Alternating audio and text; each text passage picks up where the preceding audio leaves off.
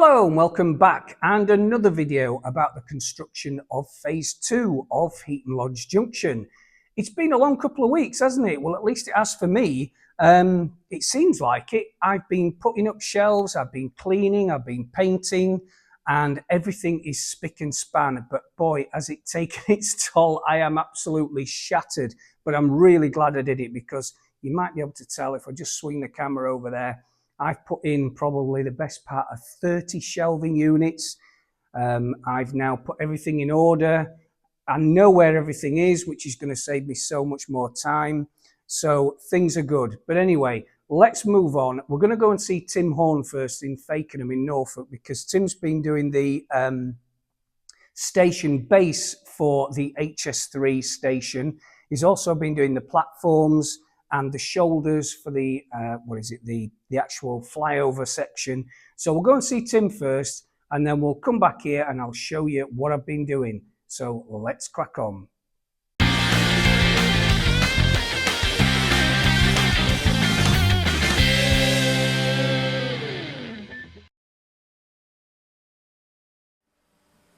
So Tim, we have the shoulders for HS3.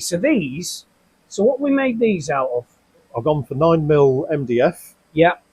So we've etched, I think there's every centimetre to make it look like a... Yeah, so we're gonna do these like concrete, so spread. Do you reckon these will need priming before we...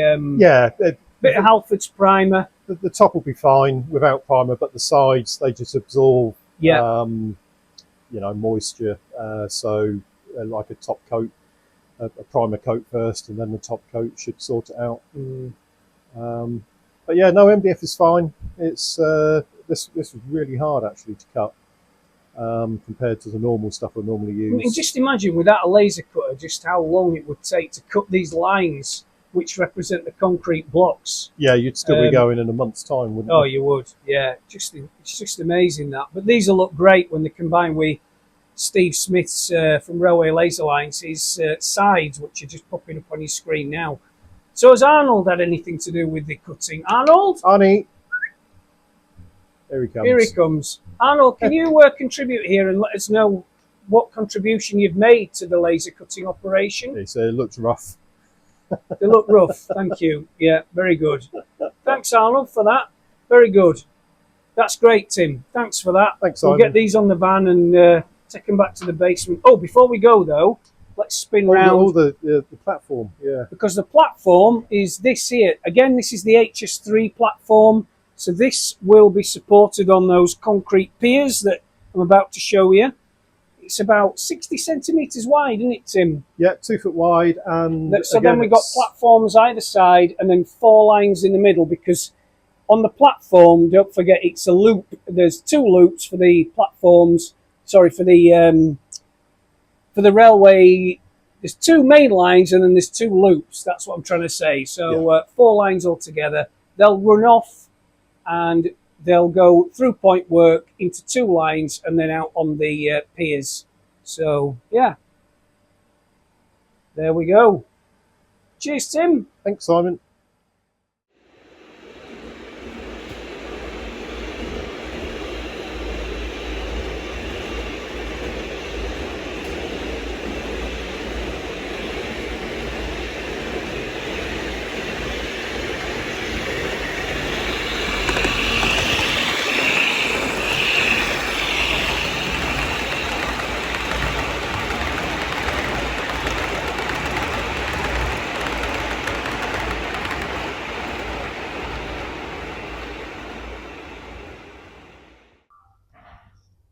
Okay, so I'm actually outside the basement, outside the factory that the basement is underneath. So I'm just going to take you for a little walk around, down through the outside bit of the factory and down into the basement. So if I just spin round, you can see where the railway lives under this big old, it used to be a steel factory actually.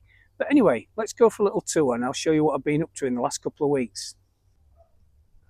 Right, let's just have a walk through. As I said, this used to be an old steel factory years ago, and I just came across it just by sheer chance, and it just happens to be 200 feet long, which is, of course, the length of Heaton Lodge Junction. So it worked really well. It just meant that I had, when I got the keys back in 2018, I'm just going to go down these little steps here, I had to do a lot of refurbishment work. So this is where YouTube videos came in really handy. Let's open the door and go in. So here we are, and this is my new floor. So this is what I've been doing in the last 2 weeks. You can see those shelving units over there that I've just been putting up. But we'll have a wander down. Takes a good minute or so to walk down the length of this. Do you know what? The funniest thing is, when I was building this, and I've said this before, I actually don't remember. I was so zoned out actually building it back in 2000, and when it was down here from 2018 during COVID. I spent so much time here on my own. I can't actually remember building a lot of it. It's really, really strange. But anyway, let's walk round. This is the floor I've painted, which, just in case some of you are about to paint your garage floors, I use this stuff by Paint Master, polyurethane floor paint, and it works really, really well for down here. So we're at the end now. Spin round, show you the length there. I've only painted this side. I'm not going to bother with the other side. I painted it a few years ago. This actually is where Toten Motive Power Depot is going to go as part of phase 3. In between, I'm going to lengthen actually. You see this bit here? This is going to come a bit nearer this wall here, and it's going to create enough space for Totem, which is going to go just the other side, this side of the pillar. So we'll just continue round. And of course, we're coming up to the new extension that these videos are all about. First part of the concrete factory, or the cement factory. The carts which carry the extension are going to run all the way down here. And this is, of course, is what I've been working on. We'll come over to HS3 in a minute, because that's the base that we were just looking at Tim Horn's. So spin round again, come down here, and Healy Mills is just about going to be here on the lowered carts, which you might have seen in previous videos. And I've taken these carts up just to give it all a big sweep. And those are all those shelving units that I proudly put up myself. Battered my thumbs a few times, but I've even got drawers there for tools, whiteboards for targets, and yeah, I've got to keep everything on track for next year, because it's just important that I complete all the different tasks in time. So we'll go down here. Now, you know, I've mentioned a few times actually, there's certain times when the trains have been running on phase 1, the other side that we just walked down, that you look up and, for example, you see a class 56 coming from a good scale, well, mile away, and the hairs on the back of your neck raise up, because it's just like being back in the 1980s. Well, you know, this view, when I just got up from underneath here the other day and I just saw those locos just parked up. I don't know if you can see properly. Let's spin the camera around a bit more. And you look, it looks like N-gauge from here, but it just, those 60s just parked up there, just give you a kind of a real, how can I say it, an insight into how this is all going to look when it's finished. Because it is just going to be, even if I say so myself, and I hope you don't mind me saying so, it's going to be absolutely spectacular.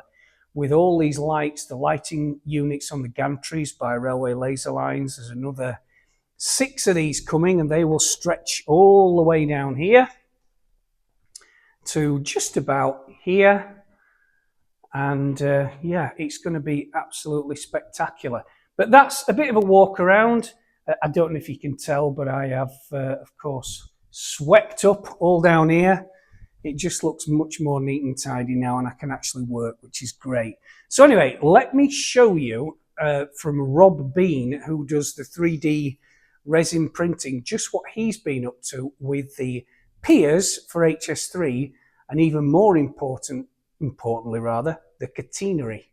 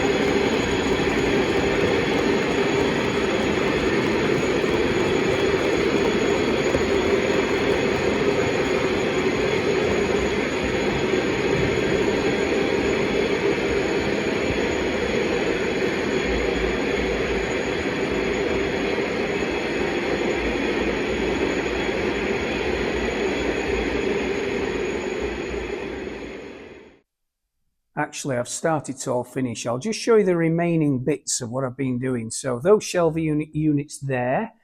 What else have we got? More shelving units with all the paint and scenery details there. Some laser cut bridges that I bought online ages ago, which are actually pretty good. I'll be using some of those. All the Pico track, which a lot of the concrete section stuff. Wire, tools, and we'll just keep walking down. All my whiteboards, as I mentioned earlier. Bit of cork there, and more importantly, all the resin parts for the cement factory. Loads more of them here. And what else have we got? These are all the things that Tim Horn's done for the station, which is things like the platform edging. And then these are the sides, actually, if you can just see that, for the multi-storey car park, which we featured before, but I'm going to be doing a lot more on the multi-storey car park in the weeks to come. These are retaining walls, which I'm going to be needing for around the station building. And of course, we've got some platform paving down there too. I'm not sure if I'm going to be using that. I may just construct the platforms with a tarmac type surface. But if we move around, this is now all clear, which was an absolute tip last time. The light's gone in the stock room here, but this is where I keep a lot of my stock, loads of EWS HEAs there waiting to be weathered, tons more HAAs as well as a load of the others outside. Even the paint shop is quite tidy, even though it does look like somebody's a monkey with a machine gun shot a load of paint tins, but it's still, you know, as paint shops go, it's not too bad. I've cleared it all up, put things back on the shelves. Workshop, here we go, which is much tidier. In fact, I'll just back out a bit and just show you it in its entirety. So the workshop is loads better now. I've stripped the shelves of things that I don't need, even giving it a vac. So yeah, in fact, this here is a Skytrex Mark III coach, which I'm going to be building a lot of these in the next few months. So I'm going to be doing this in the evenings, and you're going to be following me building these Skytrex coaches. Dave Lowry's building me the bogies because I don't trust myself to get all the wheels straight on the track. But yeah, there we go. Most important feature, of course, is a bit of Yorkshire tea and my tea service there. And I'll even take it into a very private part of my workshop. Well, not my workshop, my living room, which, yeah, I built all this from YouTube videos. And it is tidy. I've even got myself a vacuum cleaner, which is fantastic. And yeah, so there we go. It's all so much tidier. I know where everything is. The only bit, close your eyes, those of you that have got OCD, is this here. I've still got to tidy all this up, but it looks a lot worse than it is. This is the only section that I've got to tidy, but everything else is done, which is great. So let's move on to the resin that Rob Bean has been doing for me, the 3D printing rather, and he has been flat out making these fantastic piers for the HS3 flyover. Sorry about the noise above. I think I've told you before, there's a company above that make tiles and they don't have to make a racket. But anyway, these have come out so well. I'm not sure if the camera can pick up the surface, but it looks like concrete. And when it's painted, I'm going to use Precision Paint's weathered concrete for these. I'm going to paint them with an airbrush, and I think they're going to look absolutely superb once they're done. There's a little bit more detail I can add, but they're just brilliant. And yeah, thanks, Rob.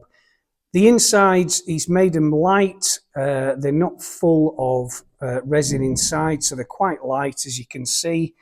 And yeah, I'm really pleased with those. I think he's done me about 55, which is enough for 25 meters of the flyover track, double track. And the best thing is, these just look like the HS3. If you're driving past Tamworth on the M42, have a look to your right and left, because the civil engineering that's going on there is incredible. But these are just copies of what they're doing on HS2, the real HS2, obviously. No, they've not been down here to ask my advice, unfortunately, but there we go. Only kidding, of course. Right, look at the catenaries that Rob has been doing. So these are just exquisite. I'm just so pleased with them. The detail, you can see the insulators there. There's even all the strapping on the, let's see if I can get the camera to focus on this. Strapping on the posts, even guy wire kind of holders, so you can, for windy parts, you can actually anchor these down on the real thing. They've got little spigots at the bottom, which enables me to anchor them next to the track. So there's two types of these. These ones here, which I'm showing you, which again are super. And then if we move over, we've got the tensioner posts, which are these. And these are pretty exquisite. I am going to be running wires through these. And in case you're wondering, when I set Heaton Lodge Junction, well, the whole thing up for exhibitions, I was talking to Tim Horn about this the other day. I think we're just going to have to accept that we're going to be assembling a lot of stuff on top of the layout as a separate kind of setup once all the boards and the trains are running, because it's going to be, in fact, really one layout on top of the other. But that's not a problem. It'll all be fine. Right, what else was there? This is the Shell, what is it? The Shell signage for outside the Shell petrol station that might be popping up on your screen now. That's a Jet one, but obviously I'm going to be doing a Shell one. And all the furniture that you get in Shell stations or any petrol station is here, including these little exquisite little petrol pumps, which look super. We've got air conditioning units, which I'm going to need for the cement factory and all the industrial buildings, and loads of stuff again you find in petrol stations, like fire extinguishers, those bars that stop you crashing into the petrol pumps or reversing into them. There is tons of stuff, but I'm going to have great fun painting all this lot. But before we do anything else, let's just nick down here, walk down here, and show you the assembled HS3 station base that we saw at Tim Horn's. So this is basically how it's going to look. You can see the height of it, and Rob Bean, who made the Piers, helpfully suggested, and I'm so glad he did, that it would be better to raise the height of these a little bit more. So they're a little bit higher than scale, but I think we get away with it. They just look better. So yeah, these are looking really, really good. So again, we've got 4 tracks in the middle, the platforms at either side, and the actual line is going to run off to my right. It's then going to do a 90-degree bend around the back of that pier that you can see, that pillar. It's then going to run all the way down behind the back seam, which will be kind of halfway, midway width down that corridor section. And then it's going to do another 90-degree and come back running all along the top of the layout. So if we run it off here, it's going to run all the way down this section here, which I've left a gap for. And it's then going to run all the way down here. And then it's going to do a very gentle 30-foot radius about left. And it's going to come off the actual main part of the baseboard here. And it's going to run into the distance, do a 90 degrees, I've just said, and come back the other way behind the back seam. I've done that on purpose because I don't want to get anything in the way of the marshalling yard, which starts around here and runs for like another 30 meters. You can just see those 60s in the distance that we were looking at, and the 58s in the far distance. So there we go. That is the update. I'm sorry it was a bit long, but I hope that's given you an idea of what I've been doing the last couple of weeks. I've got my work cut out, that's for sure, but I hope you guys and girls will be coming along with me on the journey. And yeah, let's have a look at another video. Hope you enjoyed that bit.